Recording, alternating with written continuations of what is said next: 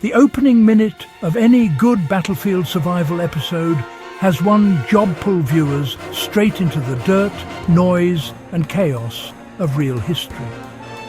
When it comes to battlefield medicine in the First World War, the hook is already built in.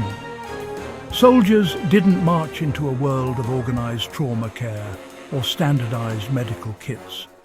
They stepped into a new era of industrial warfare where artillery could erase a limb faster than a medic could reach the line, and where poison gas turned the air itself into a threat.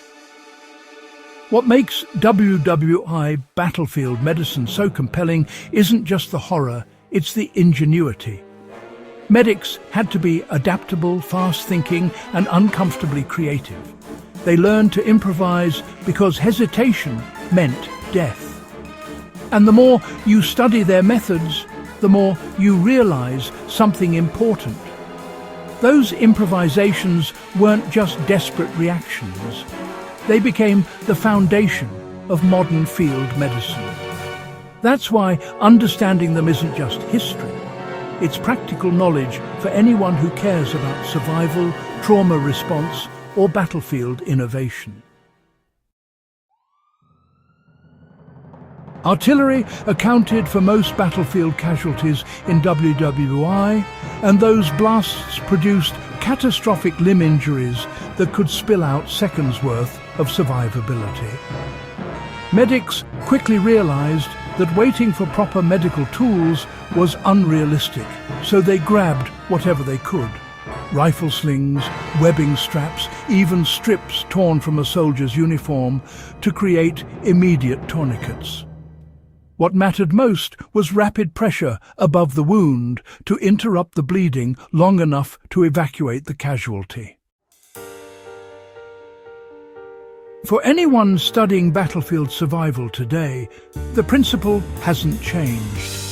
If you don't have a CAT or soft T tourniquet, the improvised sling method works. Take a durable strip of cloth at least 2 inches wide, tie it above the wound, insert a stick or metal rod, twist until bleeding slows, then secure it. WWI medics refined that approach under fire, and it remains one of the simplest examples of old lessons directly shaping modern practice. Trench warfare didn't just break bones, it introduced every injury to an environment soaked in manure, stagnant water and decaying corpses.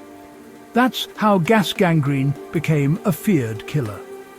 With no antibiotics, medics relied on 2 improvisations: rapid wound cleaning and the controversial but often life-saving practice of wide excision. They cut away contaminated flesh using whatever tools were on hand, sometimes even knives meant for equipment, not anatomy. This is where, modern survivalists can really take a practical lesson. In situations where proper disinfectants aren't available, water alone is still better than leaving debris in a wound. The First World War practice of flushing with boiled water or even cold, clean water remains sound. The principle is straightforward. Get the dirt out immediately, even if you can't fully sterilize the space. The body can fight contamination. It cannot fight soil and shrapnel trapped inside.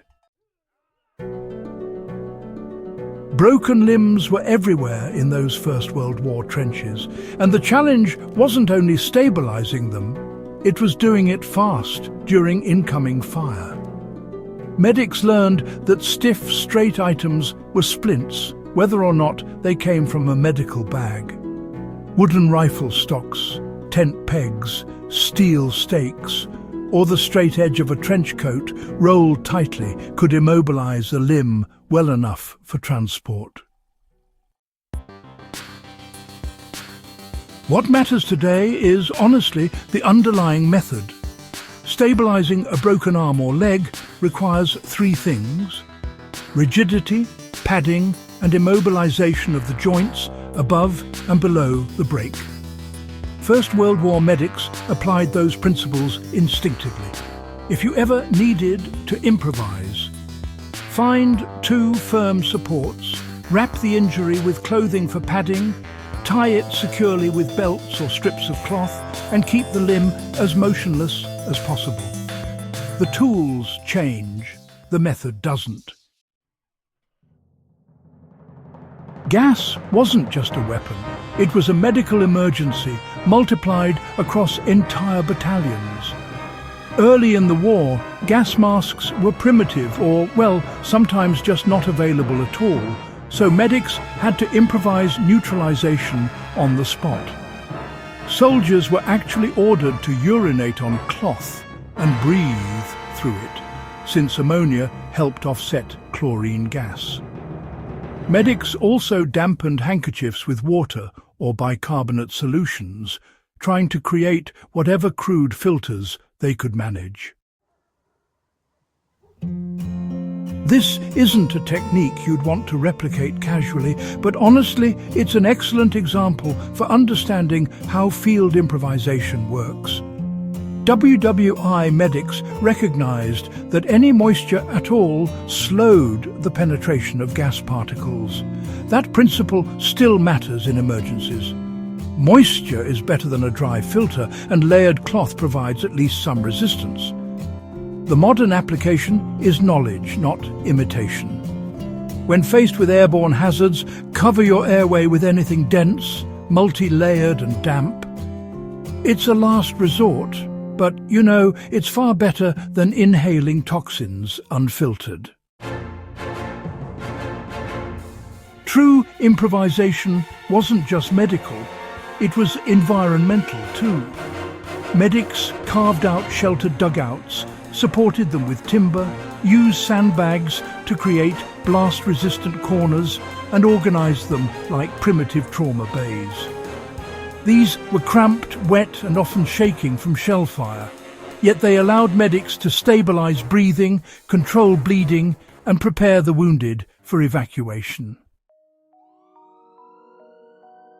This principle has modern relevance. In any crisis, your environment becomes part of your medical toolkit. You use walls for wind protection, overturned tables for patient elevation, tarps for shelter, and any enclosed space as a triage point. WWI medics mastered environmental adaptation because honestly, they had no choice. Studying their methods teaches you to stop looking for perfect conditions and start shaping the conditions you have into something usable.